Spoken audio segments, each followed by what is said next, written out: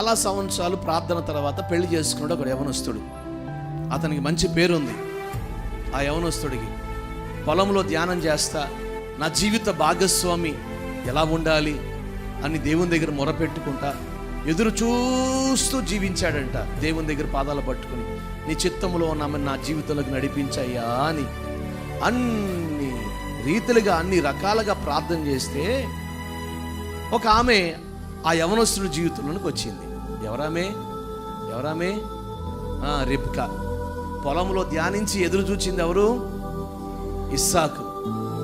ఇంతగా ఇస్సాకు పొలంలో ధ్యానిస్తున్నప్పుడు రిబ్కా జీవితంలోకి వస్తే తిరిగి చూస్తే ఆమెకు పిల్లలు లేరు కదా. ఇస్సాకు తల్లి ఎవరండి? శారమ్మ. మా అమ్మ మా నాన్నకు మంచి సలహా ఇచ్చింది కాబట్టి నేను కూడా ఆ సలహాని పాటిస్తే బాగుంటుందేమో. ఇతడు ప్రార్థనా జీవితాన్ని కలిగి ఉన్నాడు కాబట్టి అతని వయసు పైబడుతున్నప్పటికీ నా తండ్రికి నన్ను 99 సంవత్సరాల వయసులో నన్ను ఇచ్చాడు. నా తల్లి 90 సంవత్సరాల వయసులో ఇదిగో దేవుడు నన్ను ఇచ్చాడు నా తల్లికి. కాబట్టి ఈ సమయంలో నేను నా తల్లిలాగా నా తండ్రిలాగా నేను ముందుకు వెళ్ళకూడదు. నేను నా ప్రభు పాదాలు పట్టుకోవాలి.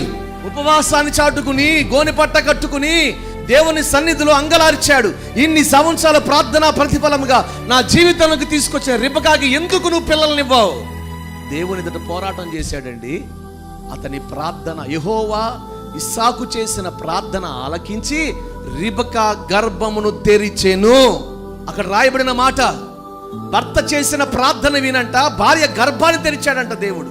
సమస్య వచ్చిందని సమస్యకు దూరం కావటం కాదండి, ఆ సమస్యను విడిచిపెట్టడం కాదు, ఆ సమస్యను ఎదిరించి దాన్ని దాటగలిగిన శక్తి ఒక వ్యక్తికి ప్రార్థన ద్వారా దొరుకుతుంది. ఇప్పుడు గొడ్రాలై ఉండొచ్చేమో కానీ ఆ గొడ్డల నిందను తొలగించి ఆ మూయబడిన గర్భాన్ని తెరవగలిగిన వాడు నేను ఆరాధిస్తున్న నజరేయుడైన యేసుక్రీస్తు అని ఎరిగాడు. ఇస్సాకు ఎరిగాడు. సమస్యకు దూరంగా పారిపోవాలని అనుకోలే ఇస్సాకు. రిబ్కా విషయంలో ఉపవాసం ఉండి మొరపెట్టుకున్నాడు. నేను ఒక ప్రశ్న వేస్తున్నాను ఈరోజు సంఘంలో ఉన్న కుటుంబ సభ్యులందరికీ. ఏమన్నా తెలుసా? నీ కుటుంబంలో ఉన్న సమస్యల కొరకు నీ కుటుంబంలో ఉన్న భార్యాభర్తలుగా ఉన్న మీరు ఒక్క రోజైనా ఉపవాసం ఉండి ప్రార్థన చేశారా? ఎప్పుడు మిమ్మల్ని అడగలేదు. ఎక్కడైనా కొంచెం చూసి పెడతారా అని అడిగేవాళ్ళు కొంతమంది ఉంటారు. పాపం ఇరుకు పాపం. నేను అంటాను, నన్ను అడగక ముందు ఒకరోజు ఉపవాసం ఉండి మీరు ప్రార్థన చేశారని అడుగుతా వాళ్ళని.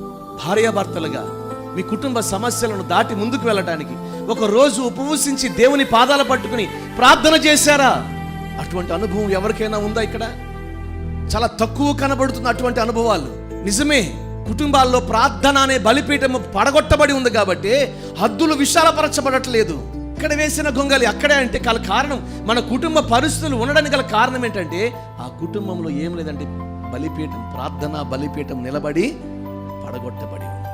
ఈరోజు ఒక సమస్య వచ్చినప్పుడు దైవ చిత్తము కొరకు ఉపవాసాన్ని చాటుకుని కుటుంబం సభ్యులు కలిసి ప్రార్థన చేసేవాళ్ళు ఎవరైనా ఉంటున్నారా అంటే ఆ అనుభవాన్ని కోల్పోతున్నారు. ఈజీగా జరిగిపోవాలి, ఈజీగా అన్నీ కలిసి వచ్చేయాలి, ఈజీగా అన్నీ సమకూర్చబడాలి, ఈజీగా అన్నీ అనుకూలపరచబడాలి. ఎలా?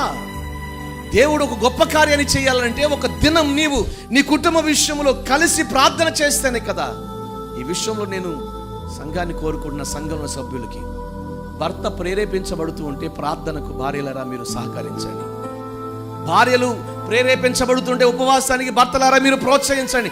ఒకరోజు సెలవు పెట్టుకోండి. పెళ్లికి సెలవు పెడతారు, దినానికి సెలవు పెడతారండి, అనవసరమైన వాటికి సెలవులు ఉపయోగిస్తారు. కానీ ఉపవాసాన్ని చాటుకుని ఒక రోజు కుటుంబం అంతా కలిసి ప్రార్థించుకోవడానికి ఏ రోజైనా సెలవు పెట్టారా? లేదా జీవితంలో అటువంటి అనుభవం లేకపోతే ఎలా సరిహద్దులు విశాలపరచబడతాయి?